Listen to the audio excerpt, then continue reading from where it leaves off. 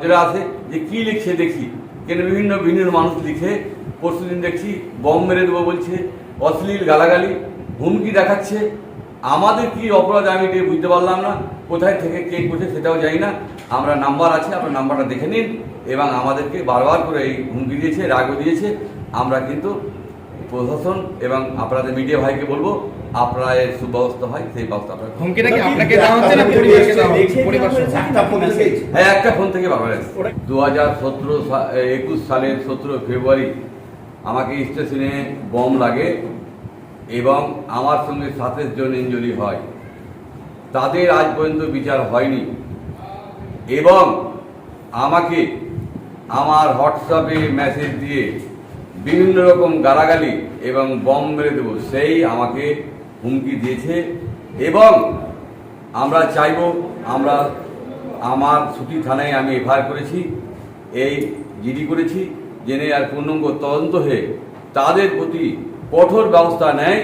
আমি মাননীয় মুখ্যমন্ত্রীর দল করি, সেই কারণে আমাদেরকে এই হ্যারাস করার চেষ্টা করছে এবং কিছু দালাল আছে বিভিন্ন রকমভাবে হুমকি দিচ্ছে যে রেড করিয়ে দেব, ফলস কেস করিয়ে দেব।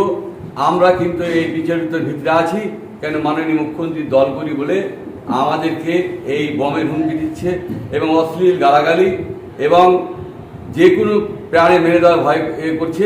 কেন আপনারা জানেন আমার 1 মাস পরে আবার অপারেশন হবে, আমি কম্বাটুর যাব, কারণ হলো যে আমার পুজ পড়ছে, এখনো পা নিয়ে হাঁটতে পারি না, এখনো আমার ঘা শুকায়নি।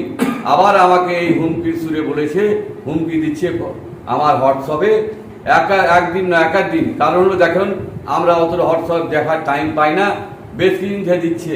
আমি 2 দিন আগে লক্ষ্য করে দেখলাম যে আমাকে প্রচুর গালাগালি এবং হুমকির সুরে আমাকে দিচ্ছে।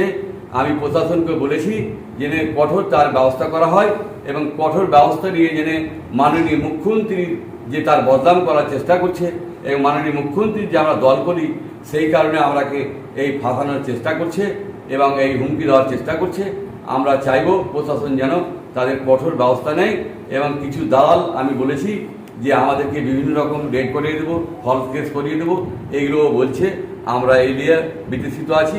মানুষ এর ভালো কাজ করি, এই মানুষ সহ্য করতে পারছে না, তাই এগুলো মানুষ প্রতিঘাত করে মানুষকে ভয় দেখিয়ে আমাকে বিভিন্ন রকম হ্যারাস করা, মেনটেন হ্যারাস করতে। দেখুন এটা আমার কাছে জানা নেই, প্রশাসনকে বলেছি, সেগুলো আমরা সমস্ত লিঙ্ক দিয়ে পাঠিয়েছি। মোবাইলটা আপনাদেরকে দেখাতাম, মোবাইলটা আমি থানায় দিয়ে পাঠিয়েছি এবং আমি সমস্তগুলোকে আমি স্ক্যান করেছি, আপনাকে সকলকে দেখাতে পারবো এবং এফআইআর নিয়ে এসেছি। এফআইআর আপনারা দেখুন, কারণ আমরা সবসময় স্বচ্ছভাবে থেকেছি, স্বচ্ছভাবে ব্যবসা করি এবং তাই আমরাকে বিভিন্ন অ্যাঙ্গেল থেকে আমাদেরকে হুমকি দেওয়া হচ্ছে এবং হোয়াটসঅ্যাপে মেসেজ দিয়ে আমাদেরকে যেভাবে হুমকি দিচ্ছে, এটা প্রাণের ভয়। পুরো বাড়ির লোক আতঙ্কিত এবং এলাকার কিছু আমার অনুগ্রামের আতঙ্কিত যে এই ধরনের বারবার হলে মানুষ বাঁচবে কী করে এবং মানুষের নিরাপত্তা কোথায়। তাই আমরা প্রশাসনকে বলেছি তার কঠোর ব্যবস্থা যেন হয় এবং এই ব্যবস্থা আপনারা জানেন যে এখন আমি শুকাইনি, আবার আমি বলছি যে আমি আবার অপারেশনে যাব, কারণ আমার পুজ পড়ছে এবং হাঁটতেও পারছি না। আমি আপনারা দেখেন যে আমি পা এক পায়ে চলতে পারি না এবং সেই কারণে আমি নিজে আতঙ্কিত আছি। আবার সেই ধরনের আতঙ্ক ছড়ার চেষ্টা করছে এবং বিভিন্ন রকম ভয় দেখার চেষ্টা করছে। আমরা এক সুব্যবস্থা চাই। মাননীয় মুখ্যমন্ত্রীকে অনুরোধ যে তার প্রশাসন গোটাটাই জেনে দেখে তার কঠোর ব্যবস্থা করে। কতদিন থেকে আপনাকে হুমকি দিচ্ছে? দেখুন আমি না, হুমকিটা ছিল, হুমকিটা কি আপনাকে দিচ্ছে না পরিবার সহ? মানে সবাইকেই হুমকি দিচ্ছে। বম মেরে দেবো মানে কি একজন থাকবে না, একাধিক লোক থাকবে, তাকে সবকে বম মেরে দেবে। আমার সে যে সিকিউরিটি থাকে, আমার সঙ্গে ফোর্স থাকে, তারও মেরে দিতে পারে এবং তার আমার সঙ্গে আমার অনেক শুভাকাঙ্ক্ষী লোক আছে তারা থাকে, তাদেরকে মেরে দিতে পারে। সেই হুমকি বারবার দিচ্ছে। দেখুন নিমতি থেকে ঘটনা যুক্ত হতে পারে, কারণ হলো যে তারা নিশ্চয়ই নাহলে একবার করে সাহস না কি করে পায়। তাই প্রশাসনের দৃষ্টি আকর্ষণ করছি, শিগগিরই ব্যবস্থা করে তার কঠোর ব্যবস্থা করে সেই ব্যবস্থা করছি। এই বিষয়টি কি ঊর্ধ্বতন নেতৃত্বকে জানিয়েছেন? হ্যাঁ, এই বিষয়টি ঊর্ধ্বতন। দেখুন আমি কালকে এফআইআর করেছি, ঊর্ধ্বতনকে আমরা অবশ্যই জানাবো, কারণ ইলেকশন চলছে। আপনাদের প্রেস মিডিয়ার মাধ্যমে আমি জানাচ্ছি, দিদির কাছে অনুরোধ, উনি আমাদের বাংলার মা, বাংলার জন্য সব প্রতিটা মানুষকে রক্ষা করার জন্য উনি আছেন।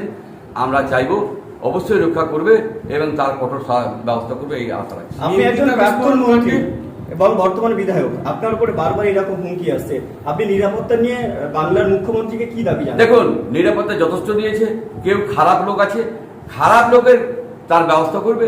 আমরা চাই বাংলা শান্তভাবে চলার চেষ্টা করি। আপনারা জানেন, আমার এখানে আসলে যদি একজন গরিব মানুষ আছে, তবু তাদের সঙ্গে ভালো ব্যবহার করি, মা বলে ভাই বলে কথা বলি, এবং কেউ বলতে পারবে না করে খারাপ আমি ব্যবহার আচরণ করি। কারণ আমার এটা শখ, বা এটা আমি জনসভা করতে এসেছি, তাই জনসভার মতো করি। কেউ বলতে পারবেন না যে আমি কোনো লোকের সঙ্গে খারাপ ব্যবহার করেছি এবং খারাপ ব্যবহার করার